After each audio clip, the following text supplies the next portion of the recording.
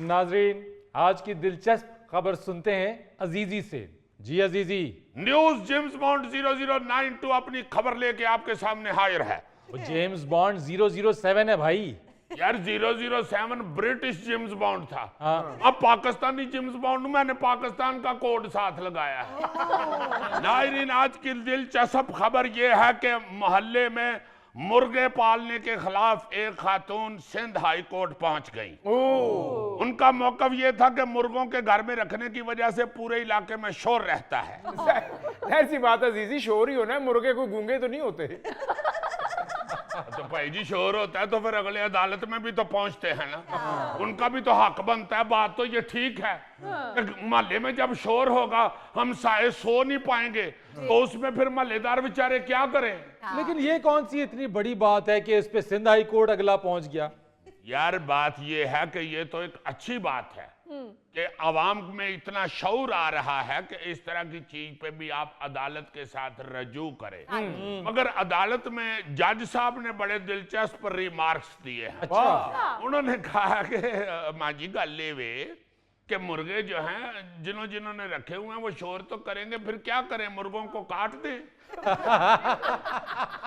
उन्होंने ये भी बताया कि पहले वक्तों में तो ये होता था कि मोहल्ले के शरारती लड़के मुर्गा काट के खा जाते थे। हाँ। उनके इस बयान पे मुझे याद आया कि वाकई हमारे मोहल्ले में भी ये होता था। अजीजी, तुमने कितने मुर्गे काट के खाए? सच्ची बात है, मैंने नहीं मुर्गे काट के खाए। हमारे एक बड़े भाई हैं पासलीम साहब, अल्लाह ताला उनको जिंदगी से तंदुरुस्ती दे, उन्होंने मोहल्ले का कोई मुर्गा नहीं छड़िया। मुझे याद है बड़ी अच्छी तरह कि हमारे मोहल्ले में एक खातून बुजुर्ग रहती थी जिनको हम मासी कहते थे। अच्छा।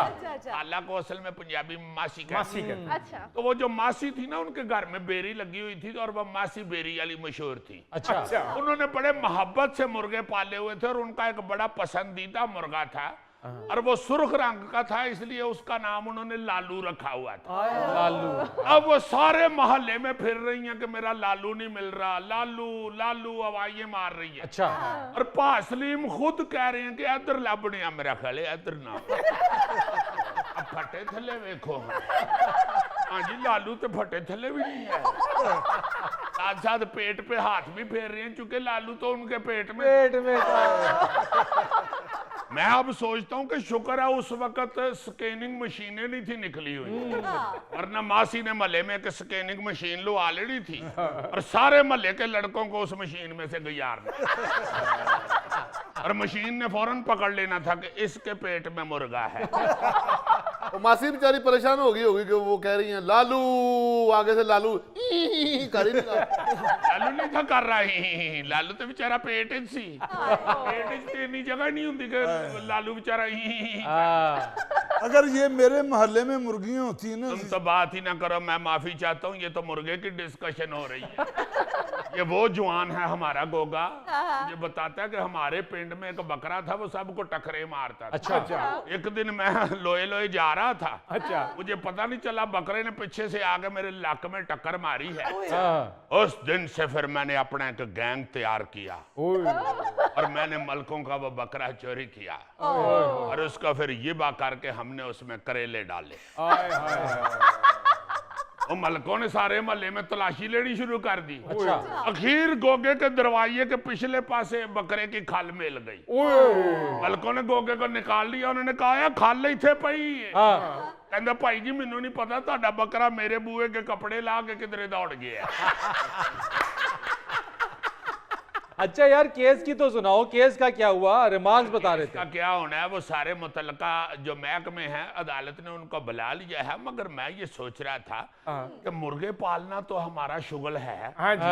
अरे पाकिस्तान में मुर्गे पाले जाते हैं। बिल्कुल। अब जो हमारे इस तरह के पॉश और मॉडर्न एरियाज हैं वहां पे मुर्गों के शोर से तो जरूर लोग डिस्टर्ब होंगे। जी बिल्कुल। अच्छा, इस खबर में एक दिलचस्पी मैं ढूंढ रहा था वो क्या? अच्छा। कि वो मांझी जिन्होंने दरखास्त दिया उन्होंने मुर्गियों का नाम लिखाया है या मुर्गे का नाम लिखाया है। मुझे लग रहा है कि उन्होंने खतून होने के नाते मुर्गियों का लिहाज किया, मुर्गे लिखा है दरखास्त।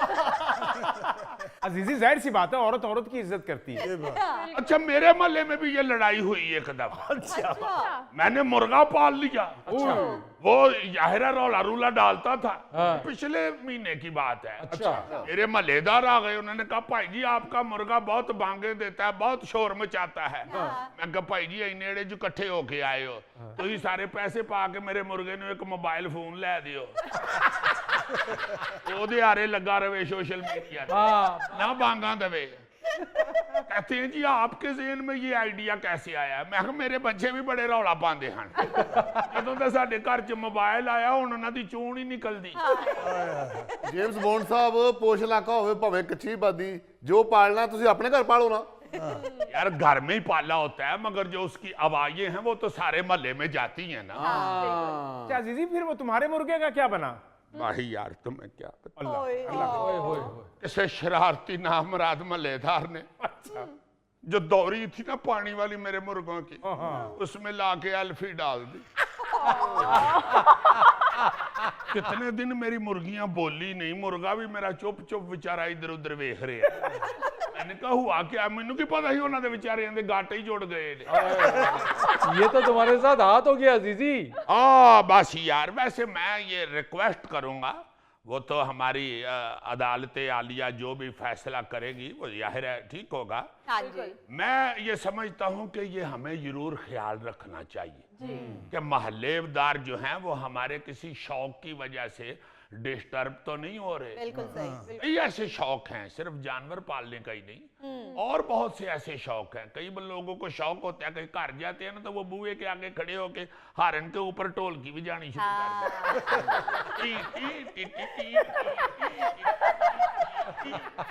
वो भी एक बुरी बात है, सारा बिल्कुल मतलब ऐसे ही। डिस्टर्ब हो रहा है यार, तो ढोलकी भी जानी तो अंदर जाके अपनी पतीली फड़ के बजा ले। जेम्स बॉन्ड साहब ये तो पक्की बात है कि हमसायों को तंग तो नहीं करना चाहिए। बात तो तुम्हारी ठीक है, मगर हम सायों के भी चाहिए दौरी चैलफी थे ना पाओ। ये मत करें, मत करें, खुदा के लिए ये मत करें। जेम्स बॉन्ड रोता हुआ बहुत बुरा लग रहा है।